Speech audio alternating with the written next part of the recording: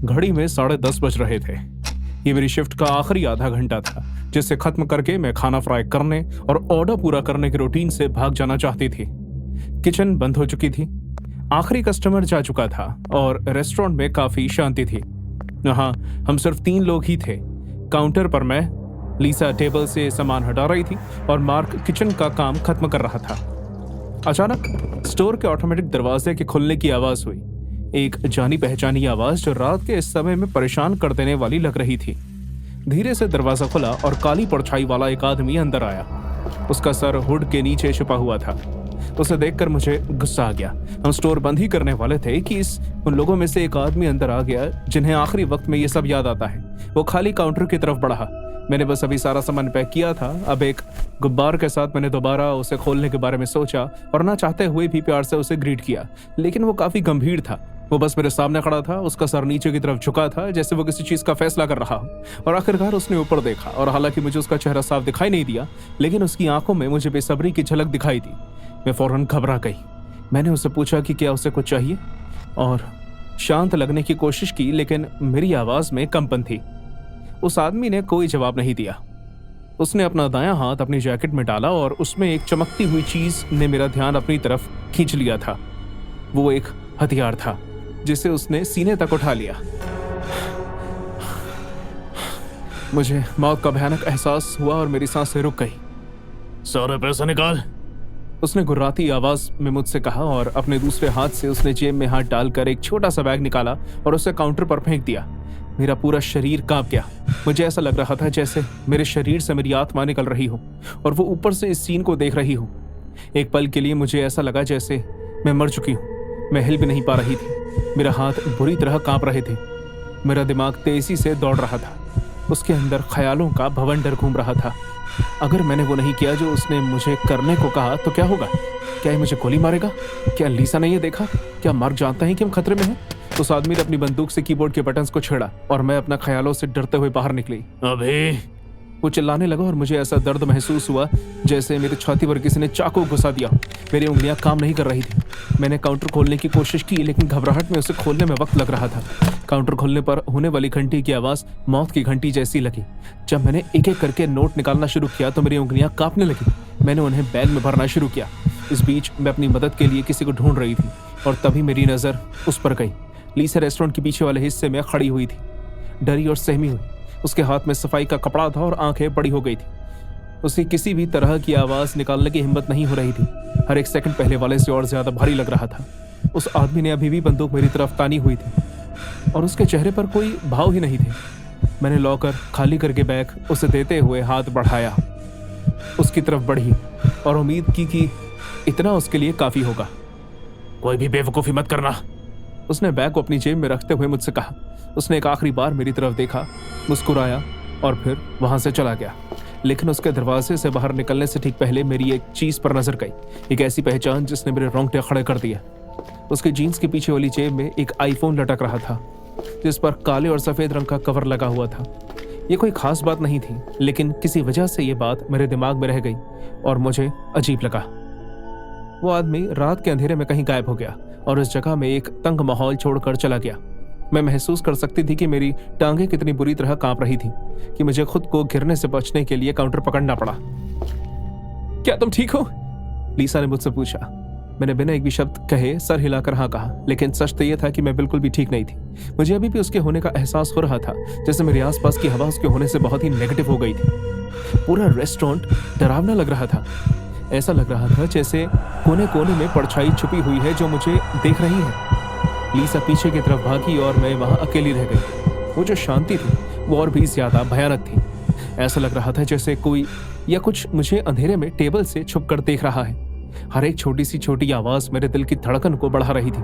Kitchen से आती हुई फ्रिज के की आवाज, लाइट की बज की आवाज, हर चीज फुसफुसाती हुई सुनाई दे रही थी, जैसे डर ने उस जगह को जिंदा कर दिया हो। मेरी नजर दरवाजे पर टिकी हुई थी। मुझे लगा जैसे कुछ होने वाला है। अगर वो वापस आया तो? मैंने सोचा, अगर वो कभी वापस गया ही नहीं होगा तो? उसका वो फोन मेरे दिमाग में बार बार घूमता रहा। मैं जानती थी कि मैं उसे दोबारा देखूंगी, शायद आज नहीं, शायद कल भी नहीं। सीसीटीवी फुटेज देखने के बाद पता नहीं चल पाया कि वो कौन था, क्योंकि उसने हुडी पहनी हुई थी। लेकिन फिर पुलिस का भी ध्यान उसके पीछे वाली पॉकेट में पड़े आईफोन पर गया, जिसके ऊपर काले और सफेद रंग की लाइंस थी। और फिर उसी से उसे पकड़ा गया। सर्विलेंस कैमरा से उस आदमी को ढूंढा गया और उसे पुलिस ने अरेस्ट कर लिया।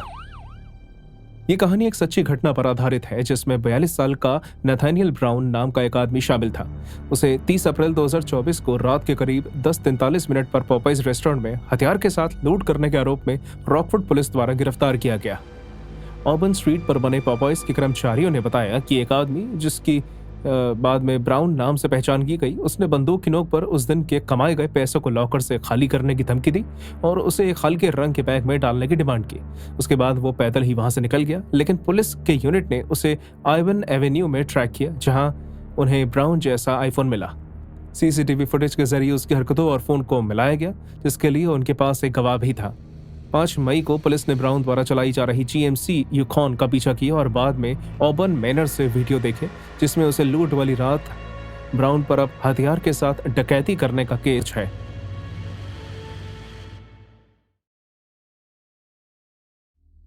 मैं पिछले कई सालों से पॉपाइज में काम कर रही हूँ। ये कोई बहुत मजेदार नौकरी तो नहीं है, लेकिन इससे बिल्स चुकाने में आसानी रहती है। मैं इतने सालों में कई मुश्किल कस्टमर्स का सामना करती हूँ। जब बात फास्ट फूड की हो तो लोग छोटी छोटी बात पर गुस्सा हो जाते हैं। बिस्किट्स ना मिलना, ठंडे फ्राइज, खराब साइड्स, वही आम चीज़ है। लेकिन ये काफ़ी अलग था। इसकी शुरुआत किसी भी आम शिफ्ट की तरह हुई। अभी शाम के सिर्फ 8 बजे थे और कुछ ही घंटों बाद हम स्टोर बंद करने वाले थे। मैं काउंटर पर थी, ऑर्डर्स ले रही थी और कस्टमर्स के डिनर रश की किसी तरह संभालने की कोशिश कर रही थी। मैंने उसे तब देखा जब वो अंदर आई। जब से उसने स्टोर में कदम रखा था, वो तभी से गुस्सा थी। आप किसी को भी देखकर बता सकते हैं कि वो अपनी जिंदगी में तबाही मचा सकती है, और उसके अंदर वो बात थी। काली आंखें, हिलते हुए हाथ, उसके अंदर वो सब खूबियां थी जिनसे आप दूर रहना ही बेहतर समझेंगे। उसने बहुत सारा खाना ऑर्डर किया, किसी भी आम कस्टमर से ज्यादा। मैंने इस बारे में तब तक ज्यादा नहीं सोचा जब तक वो 20 मिनट बाद वापस नहीं आई। उसने आकर अपना बैग काउंटर पर पटका।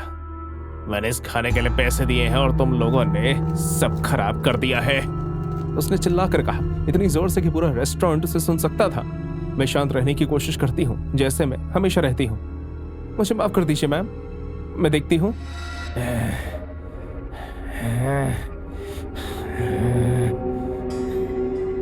मैंने बैग खोला। मैं जानती थी कि बात कहाँ तक जाएगी। उसके खाने में एक साइड फ्राइज नहीं थे और कुछ नगेट्स भी। छोटी सी गलती जिसे ठीक किया जा सकता था, लेकिन वो नहीं मानी। इससे पहले कि मैं उसे सही ऑर्डर देने का सुझाव देती, वो काउंटर की तरफ झुकी और चिल्लाने लगी। क्या तुम्हें यह कोई मजाक लगता है? तुम्हें लगता है कि मैं तुम्हारे साथ कोई खेल खेल रही हूँ? उसकी आंखों में जंगलीपन था। वो इस तरह अपनी आंखें घुमा रही थी जैसे वो समझ नहीं पा रही हो वो चिल्लाए या किसी चीज से तोड़ फोड़ करे। मेरा दिल तेजी से धड़कने लगा, लेकिन मैंने अपनी आवाज स्थिर रखी। मैम, मैं इसे ठीक कर सकती हूँ, इसमें कोई परेशानी नहीं है। वो नहीं हिले, बस वहीं खड़ी रही, मुझे अजीब तरह से देखते हुए मुस्कुराती रही। ठीक है, कर दो, उसने अपना दांत पीसते हुए फुसफुसाकर कहा। तुम इसे ठीक करोगी? अच्छा रहेगा कि तुम कर दो, वरना। मैं हवा में बढ़ते हुए तनाव को महसूस कर सकती थी। मेरे आसपास का माहौल तंग हो चुका था। मैंने अपना ध्यान सही जगह पर रखने की कोशिश की और रह गए नगेट्स और फ्राइज डालने लगी, लेकिन मैं उसका गुस्सा देख सकती थी। उसकी आंखों ने मुझे अपना ध्यान नहीं हटाने दिया। जिस तरह से वो बर्ताव कर रही थी, उसमें सिर्फ गुस्सा शामिल नहीं था, बल्कि उससे भी कई बुरा कुछ झलक रहा था। मुझे अंदर से उसकी आवाज आई। मैंने एकदम ताज़ा खाना उसे ला कर दिया, मुस्कुराने की कोशिश की और बात को बढ़ने से रोकने की कोशिश की। ये लीजिए मैम, आपका खाना। इस गलती के लिए माफ़ी चाहूँगी। उसने बैग नहीं लिया। उसने एक नज़र खाने पर डाली और फिर मेरी तरफ देखा, और तब जाकर मेरी नज़र उस पर पड़ी। उसके हाथ में उसकी जैकेट की स्लीव के नीचे कुछ चमक रहा था, एक चाकू जो किसी को आसानी से नहीं दिख सकता था। मेरा गला सूख गया। मैं इससे पहले भी गुस्से से भरे कस्टमर्स को हैंडल कर चुकी हूँ, लेकिन ये पागलपन था। वो औरत यहाँ सिर्फ चिल्लाने या गुस्सा करने नहीं आई थी, उसका इरादा खून बहाना था। मेरा हाथ कांपने लगा। मैं काउंटर से कुछ कदम दूर हो गई, उम्मीद करने लगी कि कोई ध्यान देगा, लेकिन रेस्टोरेंट में काफ़ी भीड़ थी और सब बिजी थे। हर कोई अपने काम में लगा हुआ था। वो मेरी तरफ झुकी। उसने अपनी उंगलियों के बीच उस ब्लेड को घुमाया और उस चाकू पर रोशनी पड़ी। तुम बेवकूफ़ समझती हो मुझे, क्यों? वो फुसफुसाई। तुम्हें लगता है कि मैं सिर्फ लूंगी और यहाँ से चली जाऊंगी? तुम सबको लगता है कि तुम मुझसे पंखे लोगे और आसानी से बचकर निकल जाओगे? मैं मदद के लिए चिल्लाना चाहती थी, लेकिन मेरी आवाज़ नहीं निकल रही थी। वो काउंटर के कोने से अंदर आ गई और किचन में घुस गई। उसने चाकू मेरी तरफ तान दिया। बेहतर होगा कि तुम सब कुछ मुझे दे दो, वरना मैं कसम खा कर कहती हूँ कि मैं तुम्हारा भी वही हाल करूंगी जो इन मुर्गियों का हुआ है। मेरी सांस मेरे गले में ही अटक गई। अचानक मुझे रेस्टोरेंट बहुत ही छोटा लगने लगा। मैं पीछे हट गई, मेरे हाथों में पसीने आने लगे और ज़मीन पर फिसलने लगे। मेरे पास जाने के लिए कोई जगह नहीं थी। उसने मुझे घेर लिया था। मैंने शांत रहने की कोशिश की और कोई रास्ता निकालने के बारे में सोचा। प्लीज़, तुम्हें यह करने की ज़रूरत नहीं, मैंने धीरे से कहा। मेरी आवाज़ लड़खड़ा रही थी और साफ जाहिर हो रहा था कि मैं डरी हुई थी, लेकिन वो बस मुस्कुराती रही, पहले से और भी ज्यादा। ऐसा लगा जैसे कोई शिकार अपने शिकारी के पास आ रहा हो। लेकिन मुझे करना होगा। उसने चाकू उठाया और सीधा मेरी छाती पर तान दिया। ऐसा कोई नहीं है जो मुझसे पंखा ले और बच कर निकल जाए। मुझे अपने कानों में दिल की धड़कनें साफ और तेज सुनाई दे रही थी। हर एक सेकंड घंटे जैसा लग रहा था। और फिर पता नहीं कहां से सायरन की आवाज सुनाई देने लगी। बाहर से रोशनी झलकने लगी। पुलिस की गाड़ियां आ गई। जैसे ही उसने पीछे मुड़कर दरवाजे की तरफ देखा, वो हैरान हो गई। एक पल के लिए मुझे लगा कि अब वो मुझे छोड़ देगी, लेकिन इसकी बजाय वो मुझ पर कूद पड़ी। उसने चाकू उठाया और अपने दांत पीसने लगी। मैं वक्त पर उसके निशाने से बच निकली। उसका सर काउंटर से जाकर टकराया और वो गिर गई। इससे पहले कि वो खड़ी हो पाती, पुलिस अंदर आ गई। बंदूकें निकल गई और आवाज गूंजने लगी। पूरी जगह अफरा तफरी मच गई। वो औरत चिल्लाने लगी, ऑफिसर्स पर हाथ उठाने लगी, लेकिन वो लोग कोई भी गलती नहीं करना चाहते थे। उसे अरेस्ट कर लिया गया और स्टेशन ले जाया गया। मैं डर के मारे जमीन पर गिर गई। मैं कांप रही थी और मुश्किल से सांसें ले पा रही थी। चाकू उसके हाथ से फिसलकर मेरी बगल में गिर गया। बस एक ही पल में सब खत्म हो गया था। लेकिन वो डर, उस डर का मैं क्या करूं? वो हमेशा के लिए मेरे अंदर बस गया था। मैं दोबारा कभी पॉपॉइज को उन्हीं नजरों से नहीं देख पाई। ये कहानी हैरिस काउंटी टेक्सास में हुई एक सच्ची घटना पर आधारित है, जहां वेस्ट लेन हाउस्टन पार्कवे में बने पॉपॉइज आउटलेट में गलत ऑर्डर के चलते हुई लड़ाई के लिए विशा वॉकर नाम की एक औरत को गिरफ्तार कर लिया गया। हाथ में चाकू लेकर उसने ऑन ड्यूटी मैनेजर को धमकाने की कोशिश की। इस बारे में फौरन पुलिस को बताया गया और विशा को गिरफ्तार कर लिया गया। बाद में उसे हैरिस काउंटी जेल में रखा गया, जहां उस पर हमले का आरोप लगाया गया। काउंटी कोर्ट 14 ने उसकी जमानत की राशि $1,00,000 तय की गई थी। हर रोज की तरह शाम के रश से पॉपॉइज भरा हुआ था। फ्राइड चिकन की खुशबू और तलते हुए तेल की आवाज से हवा भारी हो गई थी। मैं काउंटर के पीछे खड़ा ऑर्डर्स पूरा करने की कोशिश कर रहा था जब मैंने देखा कि एक कस्टमर बहुत ही गुस्से में सामने से आ रहा था। उसका नाम गैरेट था। वो अक्सर यहाँ अपना मनपसंद चिकन सैंडविच खाने आया करता था। 20 साल का एरिक चार्ल्स कस्टमर्स को संभालने में माहिर था। कॉलेज का ये बच्चा अपनी पार्ट टाइम नौकरी में शांत रहता था, तब भी जब लोग छोटी छोटी बातों पर अपना आपा खो देते थे। इसलिए जब मैंने उसे कस्टमर को संभालते हुए देखा तो ज्यादा नहीं सोचा। एक और रात की तरह शुरुआत धीरे से गुस्सा जाहिर करते हुए हुई, लेकिन जल्द ही तेज हो गई। और तब मैंने पहली बार नोटिस किया कि कुछ अजीब तो है। क्या बकवास है ये? मैंने कहा था कि मुझे फ्राइड चिकन चाहिए। ये वो नहीं है जो मैंने ऑर्डर किया था। मैं हमेशा यहाँ आता हूँ और तुम मेरे साथ ही ऐसा बर्ताव करोगे? हाँ, शांत हो जाओ यार, लाइन में पीछे खड़े कस्टमर ने कहा। एक चिकन ही तो है। मैं आपसे इसके लिए माफी मांगता हूँ, मैं ठीक करता हूँ। ये बात सुनकर जैसे गैरेट के मन में आग लग गई हो। वो पलटा और उसने उन सब की तरफ घूर कर देखा जो उस पर गुस्सा हो रहे थे। तुम्हें लगता है कि ये कोई मजाक है? तुम्हें लगता है कि तुम मुझ पर हंसोगे? मैं यहाँ खड़े होकर इतनी देर इंतजार कर रहा हूँ और तुम सही ऑर्डर नहीं दे सकते। मुझे मेरे पैसे वापस करो। अचानक उसने अपना हाथ काउंटर पर मारा, जिस वजह से कप्स खड़खड़ा गए और पीछे खड़े कस्टमर्स डर के पीछे हो गए। मुझे मेरे पैसे वापस करो, वो चिल्लाया। सर, मैंने आपसे इस गलती के लिए माफी मांगी है। बस माफी? तुमने मुझे इसके लिए इंतजार करवाया और तुम्हें लगता है कि बेमन से मांगी हुई माफी काफी है? मुझे मेरे पैसे वापस चाहिए। सुना? ये लीजिए सर, मैं एक बार फिर आपसे माफी मांगता हूँ। लोग गुस्सा होते रहते हैं, उनका ऑर्डर खराब हो जाए, उन्हें ज्यादा देर इंतजार करना पड़े और अचानक उन्हें ऐसा लगने लगता है कि जैसे जिंदगी खत्म हो गई हो। एरिक ये जानता था, हम सब जानते थे, लेकिन ये आदमी अलग था। ये रहे आपके पैसे सर, मैं आपसे फिर से माफी मांगता हूँ। तुम्हें लगता है कि कोई मजाक है? तुम्हें लगता है कि मैं कोई पागल हूँ जो कुछ पैसों से ये सब भूल जाऊंगा? सर, आपको ये सब करने की जरूरत नहीं है। मैंने आपको आपके पैसे वापस कर दिए हैं। अब इतना काफी नहीं है? मैं जानता था कि चीजें और खराब होने वाली है। एरिक ने शांत रहने की कोशिश की और उससे बात करके सब खत्म करने की भी, लेकिन मैं देख सकता था उस लड़के ने अपनी जेब में हाथ डाला और एक बंदूक निकाली। जब मुझे एहसास हुआ कि ये होने वाला है तो बिजली की तरह मुझे झटका लगा। वो आदमी सिर्फ पागल नहीं था बल्कि कुछ करने के लिए तैयार था। एरिक, पीछे हटो, मैं चिल्लाया, लेकिन गैरेट कुछ भी सोचने और समझने की हालत में नहीं था। उसकी आंखें गुस्से से उतावली हो गई। तुम्हें लगता है कोई मजाक है? तुम्हें लगता है कि तुम मुझसे पंगे ले सकते हो? अफरा तफरी के इस माहौल में सब कुछ स्लो मोशन में चला गया। मैनेजर भागते हुए बाहर आ गए और उससे बात करने की कोशिश करने लगे। गैरेट, शांत हो जाओ, आओ बैठकर इस बारे में बात करें। लेकिन तब तक बहुत देर हो गई। गैरेट की उंगली ट्रिगर पर कस चुकी थी और उसने बिन बात के चिल्लाते हुए कहा कि उसका अपमान किया गया है और उसके साथ गलत हुआ।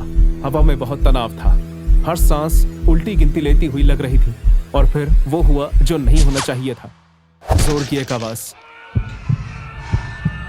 मैं काउंटर के नीचे छुप गया। मेरा दिल जोर से मेरे सीने में धड़कने लगा और चिल्लाने की आवाज से मेरे कान बजने लगे। जब रेस्टोरेंट में सन्नाटा छा गया तो मैंने हिम्मत करके काउंटर से बाहर झांकने की कोशिश की। मैं हिल भी नहीं पा रहा था। मैं सांस नहीं ले पा रहा था। ऐसा लग रहा था जैसे वक्त रुक गया। फिर मैंने एरिक को देखा। मैं खुद से ये कहता रहा कि ये सब सच नहीं है, कि मैं किसी भी पल जाग जाऊंगा, लेकिन मेरे हाथ पर लगे खून ने मुझसे कुछ और ही कहा। आंखें खोलो एरिक, मदद रास्ते में है। मुझे दूर से पुलिस की गाड़ी के सायरन की आवाज सुनाई दी। उन्हें वहां पहुंचने में थोड़ा वक्त लगा। उसके बाद जो हुआ वो और भी मुश्किल था। सभी कस्टमर्स बाहर इकट्ठे हो गए। एम्बुलेंस आई। मैं वहां अपने कांपते हुए हाथों में एरिक को लेकर बैठा रहा। सच्चाई मुझ पर पानी की लहर की तरह बरसी। इतनी छोटी सी बात पर जिंदगियां तबाह हो गई। एक छोटी सी गलती ने इतना भयानक रूप ले लिया। उसके बाद के उन खतरनाक पलों में मुझे एहसास हुआ कि जिंदगी कितनी नाजुक होती है। पॉपॉइज में गलत ऑर्डर जैसी आम सी बात पर आया गुस्सा कितनी जल्दी हिंसा में बदल सकता है। जब मैं रात की ठंड में बाहर निकला तो मैंने देखा कि मेरे चारों ओर रोशनी चमक रही थी और अफरा तफरी मची हुई थी। एक ख्याल मेरे दिमाग में बार बार घूम रहा था कि किस तरह एक छोटी सी बात पर हम अपना आपा खो सकते हैं। वो रात मुझे हमेशा इस बात से परेशान करती रहेगी कि किस तरह फ्राइड चिकन खाने के लालच ने एक भयानक रूप ले लिया जिसे बदला नहीं जा सकता है। और वो रात कभी भी मैं अपने दिमाग से निकाल नहीं पाऊंगा। ये कहानी सैन एंटोनियो टेक्सास में 6 दिसंबर 2020 में हुए एक भयानक हादसे से प्रेरित है, जहां के पपाई में गोली चलने का मामला सामने आया। इस घटना की शुरुआत एक कस्टमर और कर्मचारी के बीच ड्राइव थ्रू विंडो पर गलत ऑर्डर को लेकर हुई बहस से शुरू हुई। कस्टमर 31 साल का एरिक चार्ल्स गैरेट नाम का लड़का था, जो गलत ऑर्डर मिलने पर बहुत ज्यादा गुस्सा हो गया। उसकी निराशा बहस में बदल गई, जिसमें गैरेट ने पैसे वापस मांगे। तनाव तब बढ़ा जब गैरेट अपनी गाड़ी से नीचे उतरकर ड्राइव थ्रू विंडो तक आ गया। बहस के बीच गैरेट ने अपनी जेब से शॉटगन निकाली और उसने खिड़की पर खड़े 20 साल के एरिक पर कई गोलियां चलाई। एरिक एक स्टूडेंट था जो पपाई में पार्ट टाइम नौकरी कर रहा था। एरिक गोलियों के हमले से सहम गया और उसे गले और छाती पर गंभीर घाव भी हुए। गोली चलने के फौरन बाद भगदड़ मच गई। सभी कस्टमर्स और काम कर रहे लोग डर गए। वो सभी लोग इधर उधर भागने लगे। गैरेट वहां से भाग गया, लेकिन बाद में पुलिस ने उसे गिरफ्तार कर लिया। पर इस सब के बावजूद बदकिस्मती से जल्द ही मेडिकल मदद मिलने के बाद भी एरिक चार्ल्स की जान को नहीं बचाया जा सका। एक छोटी सी बात के पीछे हुए इतने बड़े हादसे के बाद पूरी कम्युनिटी सदमे में आ गई और गैरेट को अपने इस गुनाह की भारी कीमत चुकानी पड़ी।